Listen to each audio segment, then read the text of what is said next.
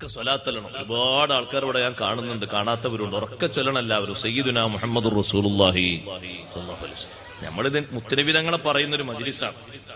അതിന്റെ ബഹുമാനത്തോടെ സ്വലാത്തൊക്കെ ഉറക്കെ പറഞ്ഞ് നല്ല റാഹത്തിലിരിക്കും. വെള്ളിയാഴ്ച പള്ളിയിൽ വരുന്ന മുഅ്മിനീങ്ങൾ ഉച്ചത്തിൽ ചൊല്ലണം സ്വലാത്ത്. ഇത് വെള്ളിയാഴ്ച ഇങ്ങനെ ഉറക്കം തൂങ്ങിയിരിക്കാൻ പാടില്ല, അതൊരു മര്യാദക്കേട്.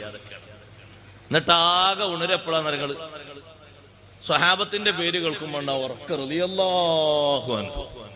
അതുവരെ ഒന്നുമില്ല. അതിന്റെ ഇടയ്ക്ക് എത്ര വട്ടം സ്വലാത്ത് കേൾക്കുന്നുണ്ട്. അപ്പൊ ഉറക്കെ ചൊല്ലണം സ്വലാത്ത്. ആ ഉറക്കെ ചൊല്ലേണ്ട ശൈലി നിങ്ങൾക്ക് പഠിപ്പിച്ചിട്ടുണ്ടെങ്കിൽ നിങ്ങളെ ദ്വീപിൽ കൊണ്ടിടണം.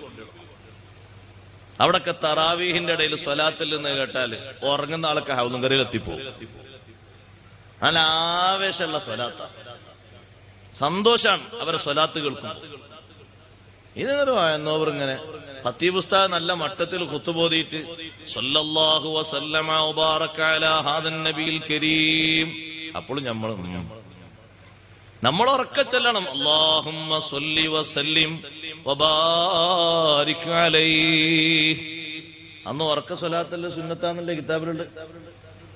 സ്വലാത്ത് കൊണ്ട് ശബ്ദം ഉയർത്തണം. ആരും കംപ്ലൈന്റ് പറയില്ല. കംപ്ലൈന്റ് പറഞ്ഞാൽ ഫത്ഹുൽ മുഈനിൽ ആ വരി മറിച്ച് കാണിച്ചു കൊടുക്കുക. ഉസ്താദ്മാര് കാണിച്ചു.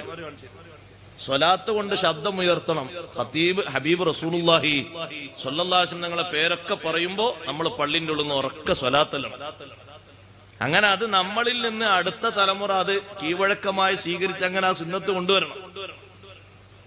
ഇതാകെ നിങ്ങൾ നോക്കി എല്ലാ പള്ളിയിലും റളിയല്ലാഹുവിന് ഉറക്ക കേൾക്കൂ അല്ലെ. സ്വലാത്തോടെ സ്വലാത്താണ് ഉറക്കെ ചെല്ലേണ്ടത്.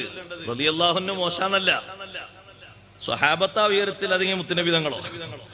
മുത്തുനബി തങ്ങളല്ലേ മേലെ. അപ്പൊ തങ്ങളെ സ്വലാത്ത് ഉറക്കെ ചെല്ലണം. അള്ളാഹു തൗഫീഖ് തരട്ടെ. ഞാൻ അടുത്ത വെള്ളിയാഴ്ച പള്ളിയിൽ ഖത്തീബ് ഉസ്താദ് ഖുത്ബ ഓതുമ്പോ ഞാനിവിടെ നിന്ന് ഖുത്ബ കൂടിയിട്ട് പറയില്ല കേട്ടോ. ഞാനിപ്പോ ഇവിടെ ആദ്യമായിട്ട് നാട്ടിൽ വരികയാണ്. എനിക്ക് ഇവിടുത്തെ ഹാലൊന്നും അറിയില്ല. നിങ്ങൾ ചൊല്ലുന്നവരാണെന്ന് എന്റെ വിശ്വാസം. ഞാനത് പറഞ്ഞതേ ഉള്ളൂ. നമ്മൾ ഉറക്കെ ചൊല്ലണം. ഞാൻ എല്ലാ പള്ളിയിലും കയറിയ ആൾക്കാരോട് പറഞ്ഞു ഉറക്കെ സ്വലാത്തല്ലണം. നമ്മളൊരാൾ ഉറക്കെ സ്വലാത്തല്ലുമ്പോ നമ്മൾ പിന്നുന്ന ഒരാൾ ഉറക്കെ സ്വലാത്തല്ലി. അയാള് സ്വലാത്തല്ല, നമ്മളല്ലേ കാരണം. അപ്പൊ നമുക്ക് 2 കൂലിയായി അല്ലേ? 2 കൂലിയായി. ഒരാള് ഭക്ഷണം കഴിക്കാൻ ഒരു 10 പേരിരിക്കുമ്പോ ഒരാള് ഉറക്കെ ചൊല്ലി ബിസ്മില്ലാഹിർ റഹ്മാനിർ റഹീം, ബാക്കി 9 ആളും ബിസ്മി മറന്നിരുന്നു. ഈ ഉറക്കെ ചൊല്ലിയ കാരണം അവരൊക്കെ ചൊല്ലി. കൂലി കൂടുതൽ ആർക്കാ? ആ ഉറക്കെ ചൊല്ലിയ ആൾക്ക് ഒരു കൂലിയല്ല കിട്ടി. 1ന്റെ കൂടെ ബാക്കി 9 കൂട്ടണം. ആ 9നെ 90 കൊണ്ട് ഗുണിക്കണം.